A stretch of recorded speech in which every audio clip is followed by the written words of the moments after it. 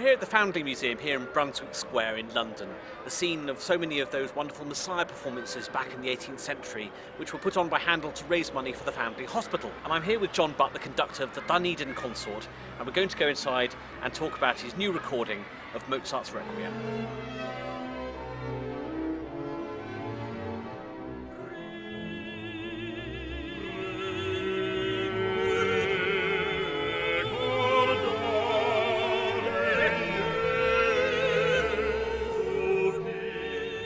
One thing I did want to find out, first of all, John, is why is there so much sort of mystique surrounding the Requiem still? It's still quite a controversial work, isn't it?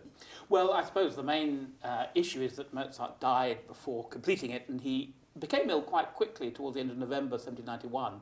So he really didn't have time to get the whole thing written down in the way that we would like it.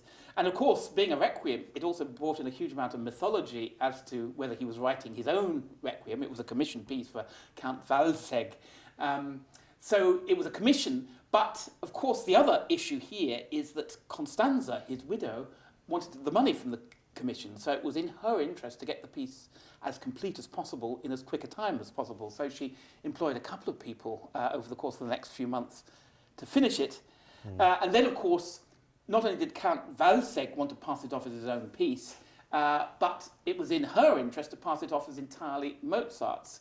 So a lot of rumour, counter-rumour, grew up almost before Mozart was cold. And of course the film Amadeus completely muddies the water further. Absolutely, the picture of Mozart on his deathbed writing this piece, chucking the manuscript to one side, Salieri being his amanuensis of sorts. So is any of that true? Well, it's true there was a huge rivalry with Salieri, and it's also true that Süssmayr, who eventually completed it, had some dealings with Mozart, but exactly how many and on what level, we don't know. In fact, most of Mozart's references to Süssmayr are relatively insulting. But I mean, all Mozart's letters are fairly insulting, so it's not out of the ordinary. But yes, there, as you say, a lot of mud in the waters all around it, and it just went on and on and on right up to the present day. So Süssmayr was the man who completed the Requiem, is the person who is accepted as the sort of accepted completer of the Requiem. Yes. How do you think he got his mitts on the Requiem? How do you think he managed to do it? Well, first of all, Constanza tried a man called Eibler, who started working on the Requiem and, in fact, orchestrated the whole of the sequence section, at least the string parts. But for some reason, early in the year 1792, he stopped. It might be because he got a new appointment, which we knew he got, so he perhaps didn't have the time or felt he wasn't up to it. And it was at that point that she approached Süssmayr, who was one of the sort of jobbing musicians surrounding the opera and church circles of the time. So Süssmayr seemed to be the person who was free and able to do it. He had some experience as a church composer, so it's not he wasn't a complete novice by any means, although it's not certain whether he was a pupil of Mozart. And he also said that he did have access to Mozart in the last few days and access to some of his sketches and things. So we know that there's a connection, although he was quite upfront about being the composer of the Sanctus Benedictus and Agnus Dei. But we don't know much about Süssmayr, the composer, though, do we? I mean, his work is some of it is very fine on the Requiem. Yes. Other bits aren't quite as fine. But what do we know about Süssmayr, the composer, in his own terms? Interestingly, there's an actual catalogue of his works now. So he's sort of become a composer that's better known than most of his sort of ilk at that time. So we do know that he wrote an opera or two, and he wrote certainly some church music, and it's all sort of reasonably good. None of it is absolutely brilliant, but it's all reasonably good. And I suppose one of the interesting things about his Requiem completion is the fact that, as you say, that some bits are better than others. So is it the case that the really good bits have Mozart's ideas in them that we don't know? It's difficult to tell. I mean, the Benedictus, to me, sounds like Mozart. A lot of other Mozart scholars, people who are more specialists than me, don't think it sounds like Mozart. But to me, it's a wonderfully Mozart piece with a few problems, but it. While of course the Sanctus and its rather lame fugue at the end, the Hosanna, are definitely not really of Mozartian quality, but they have a wonderful advantage. They're very, very short. So here we have Mozart's Requiem. It's been recorded, dozens, if not over hundreds of times. What did you set out to achieve with this new recording? Well, it had always struck me that Mozart's Requiem has been hugely influential throughout the history of classical music and indeed in popular culture as well.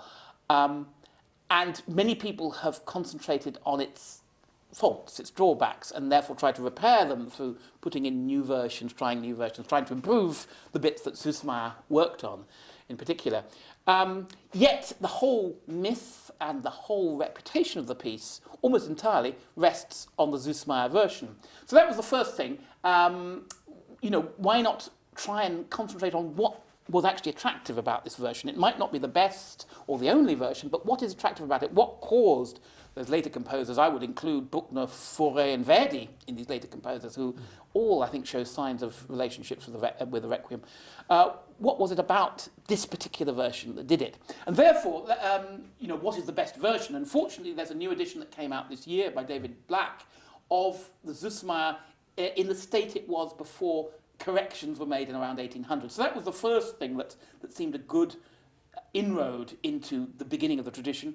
But the second thing became very clear to me some years ago was that nobody had actually envisioned what the piece sounded like at the very first juncture. What was it that got the public interested in this piece? So nobody had at that point attempted the first performance, or at least to mimic the first performance in one way or another, reconstruct the first performance. Which was after Mozart died? Yes, at least just over a year. Yes, 2nd of January 1793. And we also know of a partial performance. Exactly what it was, we don't know, but we know that it was partially performed just 5 days after his death. Most likely it's the first two movements, because there's quite a lot of tinkering in the Kyrie section to suggest that other people worked on getting the instrumentation finished soon.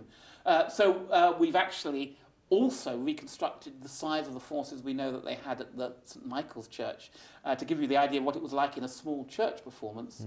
And then for the full, complete Süssmayr version, which is the main part of the disc, we've reconstructed the size of forces that we know Mozart used with the same society, Baron van Swieten's society, which had been used by Mozart himself to perform his arrangements mainly of works by Handel in the years up to around about 1790, just the year before he died. So it's likely that it was the same people, so we could get a good sense of the shape of the orchestral forces and the shape of the chorus. And quite a chamber treatment. I mean, well, by some standards, yes. Yes, absolutely. But when you look at some of the ones conducted by Schulte, for example, with the Vienna Philharmonic, huge chorus, huge orchestra, big sounds. This is taking it much more into the church, much more into the it's much more introspective tradition. Yes, well, actually, we're doing both the church and the early concert tradition here, because obviously the small version that we do at the end is very much a church version with just 8 singers,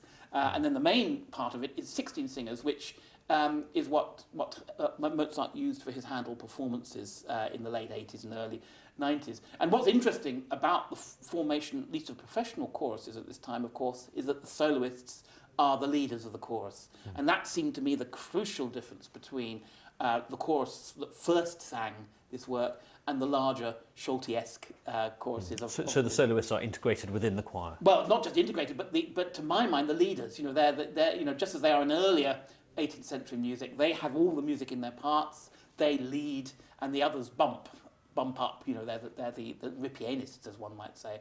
So it's exactly the same format that one might find in Bach and Handel, just a question of how many ripianists you have doubling the soloists. So you worked out the size of the ensemble, you worked out the kind of the music you were going to sing because of this new edition. How did you kind of work out the tempos and the dynamics and that kind of thing? And that's very, very difficult to reconstruct, isn't it? Well, yes. I mean, we don't know for sure. The metronome was not quite in use at this time, not far off. But there are quite a few clues as to how people thought about tempo in the 18th century, really from the mid-18th century onwards. And like traditional music theory going back centuries before, quite often the human pulse is seen as a starting point for tempo. And then all your tempos are either a multiple or division of those, or a slight up and down according to whether you're excited or not. So it strikes me that when one's talking about music from the Baroque, but also this Enlightenment period, the human being is the central point of the music, the gait, the feelings, the ticking, as it were, of the human being.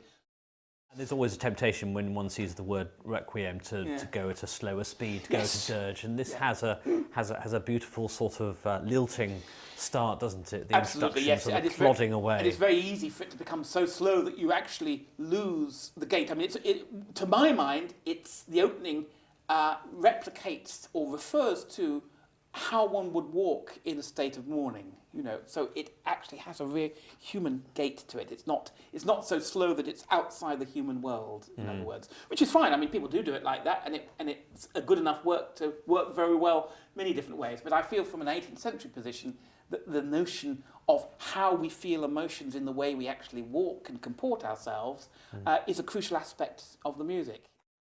So how much were the singers really in tune with the sort of the main goal that you were trying to achieve with this? I mean, did they have to change their singing style? Did they have to less vibrato, more vibrato? I mean, how much is this really a reconstruction?